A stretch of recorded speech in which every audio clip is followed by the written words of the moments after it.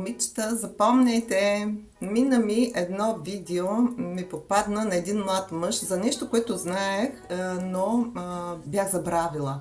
Рецепта, която работила мигновенно и бързо, как да се отървете от някой мъж. Два компонента, като до втория може изобщо да не се стигне.